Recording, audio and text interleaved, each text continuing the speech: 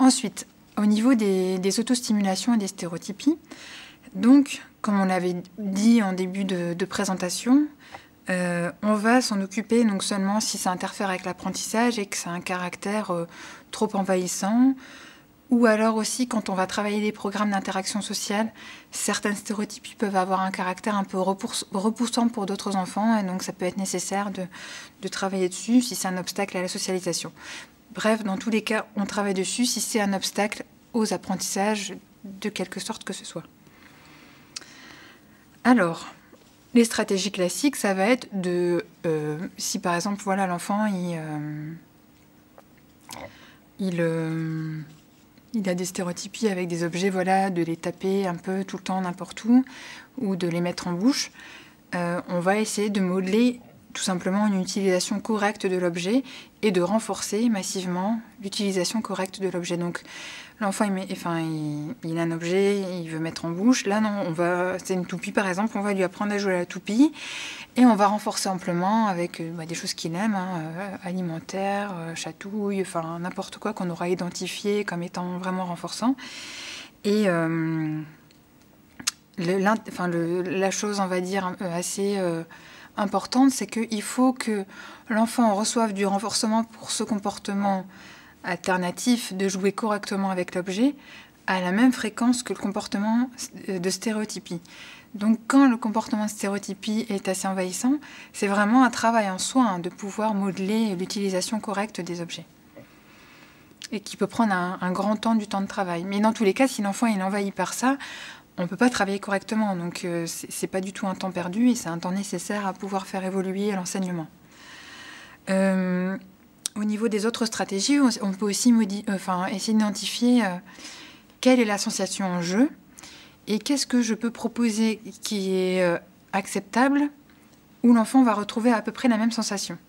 Donc, moi, par exemple, j'avais travaillé avec un enfant qui avait un petit peu pour obsession d'aller tirer les chasses d'eau pour voir cette eau faire se tourbillonner là dans la cuvette.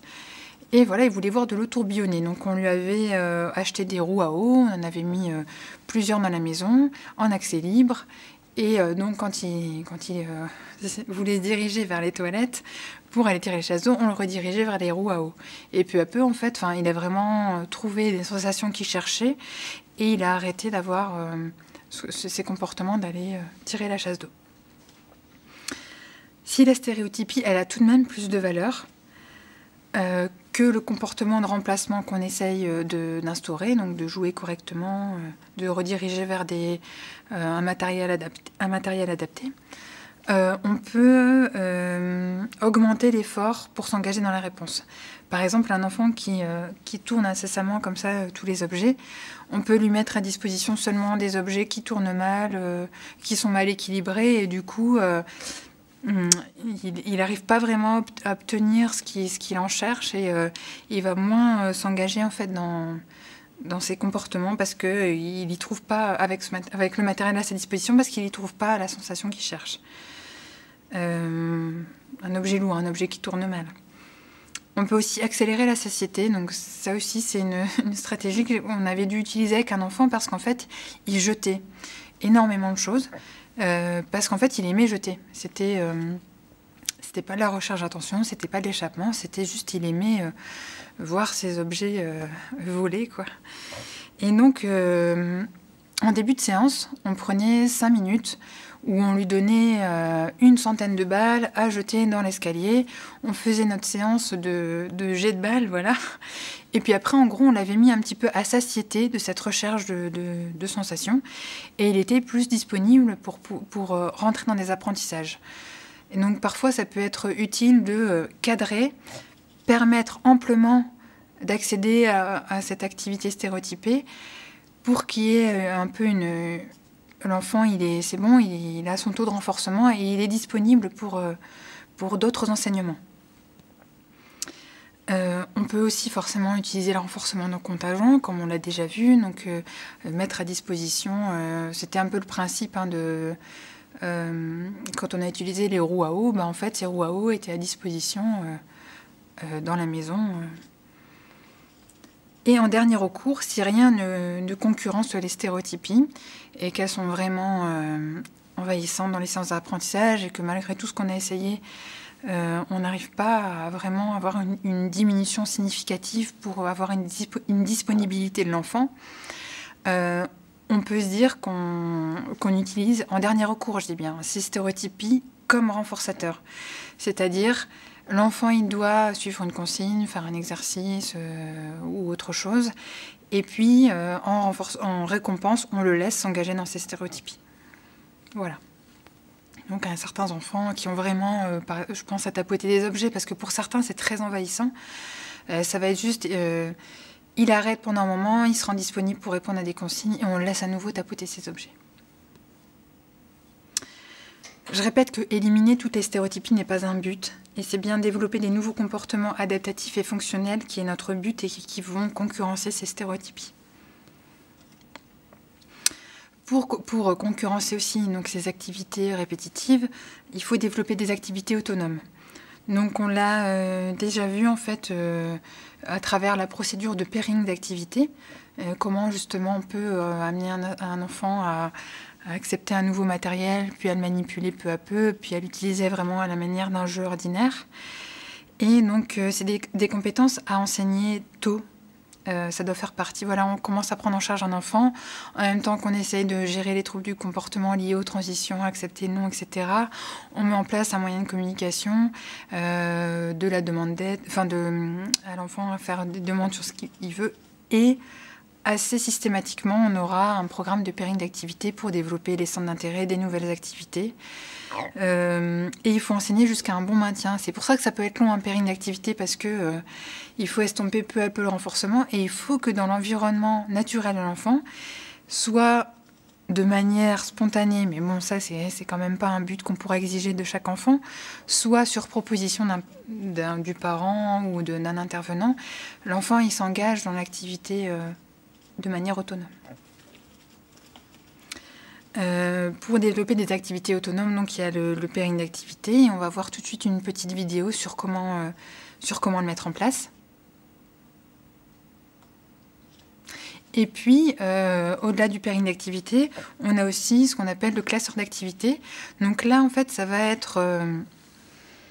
ça peut se présenter sous différentes formes. Donc ça peut être, par exemple, effectivement un classeur où on a une page avec un scratch sur laquelle on colle une photo, par exemple, de l'activité qui doit être réalisée. Puis, on aura un nombre variable de pages. Et sur la dernière page, il y a la photo du renforçateur que l'enfant a choisi. Donc, il doit faire la première activité, tourner la page, faire la deuxième activité. Donc, les activités peuvent être soit prêtes, soit l'enfant doit aller les chercher. Enfin, tout ça est à définir en fonction des compétences de l'enfant. Au début, on va demander qu'une activité, l'enfant va tourner et il va aller chercher, il va aller décoller sa photo de renforçateur et aller demander à l'adulte. Puis après, on va demander 2 activités, puis 3. Puis l'idéal, comme on l'a vu pour les compétences de vie adulte, c'est de pouvoir enchaîner une dizaine d'activités autonomes acquises pour pouvoir s'occuper, on va dire, une demi-heure, pouvoir permettre à l'entourage de faire autre chose et de ne pas être en surveillance constante, et puis à la personne aussi de pouvoir se centrer sur des choses. Donc je disais, ça peut être un classeur, ça peut être tout simplement aussi une bande où on décolle dès qu'on a fait. Ça peut être sans classeur, juste les activités sont prêtes d'un côté, on les fait, on les met de l'autre côté, et puis à la fin, en fait, c'est la photo du renforçateur. Il y a plein de manières de le présenter, mais le principe, c'est effectivement qu'un certain nombre d'activités puissent s'enchaîner avant l'accès à un renforçateur. Ensuite, concernant les problématiques d'échappement, on en a déjà amplement parlé avec le suivi de consignes. Je vais un petit peu, du coup, passer en revue tout ce qu'on avait un peu évoqué. C'est-à-dire que quand on a une situation d'échappement qui se présente, donc on demande à l'enfant de faire quelque chose et on a un trouble du comportement, il faut se poser la question, est-ce que je pose des consignes agréables de manière régulière? Est-ce que je ne pose pas de consignes inutiles? Est-ce que je vais au bout de mes consignes? La réponse doit être oui, bien sûr. Est-ce que je mixe des tâches faciles avec des tâches difficiles? Ça, on ne l'a pas encore abordé en détail, mais dans nos programmes d'enseignement, pour que l'enfant, en fait, il se sente en réussite et qu'il n'expérimente pas que des consignes égales, c'est dur, égal, je vais être en échec. Il faut qu'on ait un taux de consignes acquises, faciles, ce qu'on appelle aussi de haute probabilité, c'est-à-dire l'enfant va à coup sûr les émettre les comportements attendus, élevés par rapport aux consignes difficiles, nouvelles, qui vont requérir plus d'efforts. Classiquement, quand on commence à travailler avec un enfant, ça va être 80% de consignes faciles, acquises, maîtrisées, qui demandent peu d'efforts, versus 20% de consignes difficiles qui sont en apprentissage, qui demandent plus d'efforts. Donc c'est vraiment un ratio qu'il est important de respecter si on veut une coopération de l'enfant. Et on va aussi en reparler après parce que ça sert à ce qu'on appelle à l'inertie comportementale, mais on l'abordera juste derrière. Est-ce que je donne toute l'aide nécessaire au succès de l'enfant? Est-ce que j'entretiens mon pairing? Est-ce que la longueur, la difficulté et le matériel de la tâche sont adaptés? Il ne faut pas oublier, voilà, ce sont tous des paramètres qu'on peut moduler. Est-ce que mon rythme d'instruction, il est adapté? Contrairement peut-être à ce qu'on pourrait penser de manière intuitive, quand on pose des consignes à un enfant, mieux vaut les poser de manière rapide que lente, parce que du coup, on va permettre à l'enfant de s'occuper autrement, de décrocher. Enfin, un rythme de consigne rapide a été prouvé comme étant plus efficace qu'un rythme de consigne lent. Est-ce que l'effort demandé, il est proportionnel au renforcement délivré? Ça va être important. Si je demande à l'enfant beaucoup d'efforts, il faut qu'il y ait beaucoup de renforcement derrière. Et de la même manière, si c'est une tâche bien acquise, je ne vais pas donner beaucoup de renforcement parce qu'il y a un moment, il faut que mes tâches acquises puissent passer en maintien, qu'on puisse alléger le renforcement. Est-ce que je propose suffisamment de choix? Est-ce que l'enfant peut prédire à peu près le temps de la tâche? C'est-à-dire que nous, au début, l'enfant, on va le mettre dans des tâches très brèves et on va augmenter peu à peu. Et puis à un moment, on va bien sentir que pour l'instant, c'est bon. Si on augmente plus, on va sans doute demander trop d'efforts et ça va engendrer des troubles. Et l'enfant, il va avoir un petit peu une routine. Il va savoir qu'à chaque fois qu'il vient travailler, c'est pas pour un temps qui est insurmontable pour lui.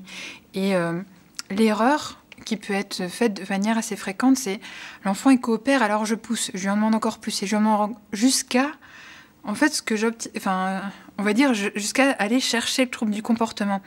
Et c'est une chose à surtout pas faire. Si l'enfant il coopère bien, les faux il coopère le mieux, c'est là où je vais arrêter mes consignes le plus rapidement. Je veux lui apprendre que quand tu coopères bien, c'est super, c'est ce que j'attends de toi. Tiens, du renforcement beaucoup, longtemps. Par contre, quand tu ne coopères pas, je ne vais pas lâcher ma tâche, je vais aller au bout. Je ne vais peut-être pas te demander des consignes difficiles parce que je ne veux pas que tu sois en échec et qu'on perdure comme ça dans des troubles du comportement. Mais je vais te demander de faire encore quelques tâches faciles avant de te permettre qu'on arrête la situation d'enseignement. Et je ne vais pas te permettre d'accéder à des choses que tu aimes beaucoup. Tu auras juste une petite pause et puis après, on va s'y remettre. Donc, il faut vraiment ne pas avoir cette tentation de pousser un apprentissage parce que ça se passe bien. Parce que juste là, on est en train d'aller chercher le trouble du comportement au lieu d'être de manière préventive, se dire ça se passe bien, c'est chouette, c'est ça que je veux, alors je vais renforcer ça. Et puis forcément, il faut aussi de la communication fonctionnelle, savoir demander de l'aide, des pauses, comme on en a déjà parlé. Alors l'inertie comportementale, je l'évoquais juste avant, behavioral momentum en anglais. Donc en fait, c'est, on va dire, c'est une stratégie qui ne marche pas seulement avec les personnes atteintes d'autisme, ça marche aussi avec nous. C'est quelque chose d'assez généralisé. En fait, quand on demande à la personne de s'engager dans 2 à 5 tâches, bien sûr brèves, peu coûteuses, acquises, qui demande peu d'efforts, on a bien plus de chances que derrière, elle s'engage dans une tâche qui demande des efforts que si on lui demande une tâche qui demande des efforts à froid. Et c'est pour ça que notre manière d'enseigner, quand on est à table avec l'enfant et qu'on fait l'enseignement intensif, ça va être, je pose consigne facile, facile, facile, difficile, facile, difficile, facile, facile, difficile. Donc je vais mixer comme ça et je vais faire en sorte de créer à chaque fois cette inertie pour permettre à l'enfant d'être le plus possible actif dans l'apprentissage. Et ça, je veux dire, ça marche même avec nous. Je veux dire, moi, si j'ai pas envie... moi, je sais que je me l'applique à moi-même. Quand j'ai pas envie de faire quelque chose, je me dis qu'est-ce que je pourrais faire qui fait qu'au final, je vais le faire. Donc, j'ai pas envie d'aller faire une machine à laver. Donc, je vais me lever. Je vais d'abord juste, par exemple, ranger mes chaussons. Puis, je vais ranger une autre connerie qui traîne. Ok, là, je me suis mise, en fait, à faire des choses peu coûteuses, machin. Et je me suis mise dans l'action, en fait. Et après, je vais être plus enclin, je sais plus comment on dit. Je vais, enfin voilà, être beaucoup plus à même de faire cette tâche qui me semblait vraiment coûteuse de but en blanc. Donc voilà, on va enseigner comme ça cette alternance de consignes à haute probabilité, facile, avec 1-2 consignes maximum consécutives, difficiles. On les présente rapidement, et puis bien sûr, on récompense à chaque fois ces séquences. Et puis ça a la vertu donc, de diminuer le non-suivi de consignes, de diminuer les agressions suite aux consignes difficiles, et de diminuer aussi la lenteur d'exécution et la latence de réponse. Donc c'est vraiment un outil vraiment utile, et il faut y penser en fait, à l'utiliser dans toutes ces situations où on a l'impression que l'effort demandé est important. Et enfin, la dernière chose qu'on avait évoquée, qui était une problématique fréquemment liée à l'autisme, c'était l'hypersensibilité à certains paramètres de l'environnement au niveau de la sensorialité. Donc, des personnes porteuses d'autisme peuvent être... en fait, il existe des... Bon, j'en ai pas ramené, mais il existe des vidéos où des personnes justement porteuses d'autisme de haut niveau, ils ont fait des montages pour essayer de simuler, de faire comprendre à nous, les neurotypiques, ce qui se passe dans leur tête, comment ils perçoivent leur environnement. Et pour certains, une situation qui pour nous, au niveau du bruit, est tout à fait acceptable, peut être pour eux très envahissante. Par exemple, juste si moi je tapote du pied, lui il peut l'entendre comme boum, boum, boum.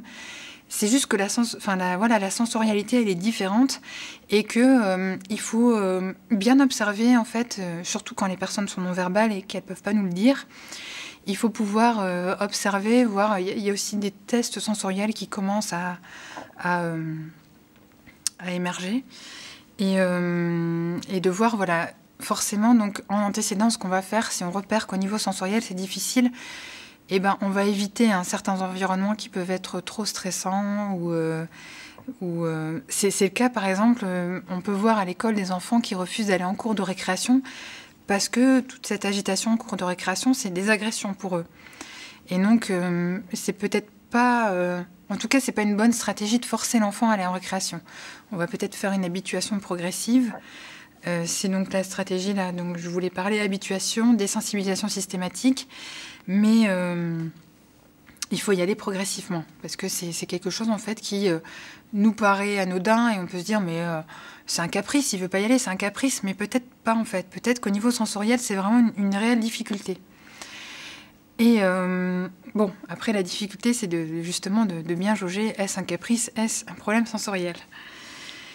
Donc le principe de la désensibilisation systématique ou de l'habituation, c'est justement de se dire, bon, actuellement, qu'est-ce qu'il tolère? Quel est le niveau de bruit ou le niveau de... on peut le travailler pour plein de choses. Hein. Moi, j'avais travaillé ça pour une adolescente qui donc n'acceptait pas les soins médicaux. Elle n'acceptait pas, donc on regarde dans ses oreilles, ouvrir la bouche, un stéthoscope sur sa poitrine. Donc on avait se dire actuellement, qu'est-ce qu'elle accepte? Donc elle acceptait par exemple d'être en présence de ces objets, sans qu'ils touchent son corps. Ok, c'est notre première étape. L'étape ultime, c'est qu'elle accepte que tous ces objets ils soient en contact de son corps pendant autant de temps. Regardez les oreilles, ça dure 10 secondes. Regardez la bouche, ça dure 15 secondes. Le stéthoscope, ça va être par exemple 2 minutes. Donc ça va être notre critère final. Et nous, on va programmer des étapes intermédiaires pour arriver à à ce qu'il y ait une tolérance de la situation finale. Si je veux qu'il y ait une tolérance directe de la situation finale, je vais juste aller au clash.